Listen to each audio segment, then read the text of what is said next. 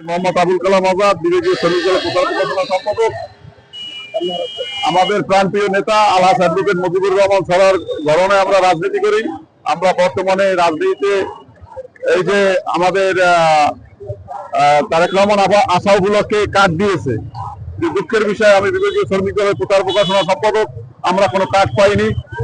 বরিশাল বর্তমানে বিএনপিতে দলাদলির চরমে, গ্রুপিং এর চরমে, এবং এমন এক অবস্থা আমাদের হয়েছে যে আমরা এত গ্রুপিংয়ে বলেছি যে দলীয় লোক বাদ দিয়ে অন্য লোকেরা কাজ পায়। আওয়ামী লীগের লোকজনকে বিএনপি গণনায় অর্থের বিনিময়ে কাজ দেওয়া হয়েছে, আমরা কোনো কাজ পাইনি।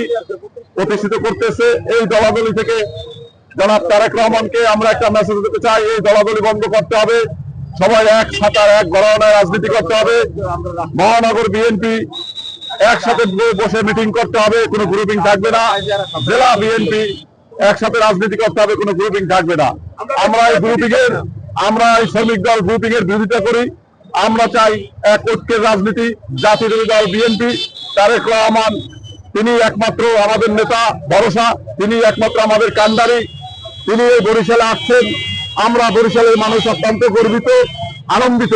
শ্রমজীবী মানুষগুলা যারা আমরা পদবঞ্চিত এবং আমরা বিভিন্ন ট্রেড ইউনিয়নের নেতৃত্ব থেকে বঞ্চিত, গ্রুপিং এর মাধ্যমে আমরা বঞ্চিত হয়েছি।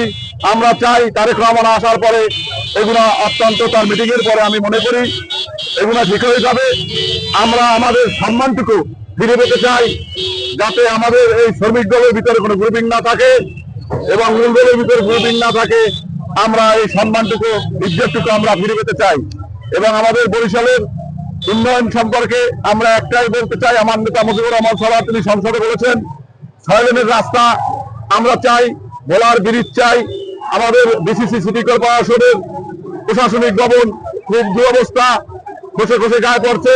একটা মডেল সিটি কর্পোরেশন যাতে আমরা পাইতে পারি তারেক রহমানের কাছে, এই দাবি আমাদের।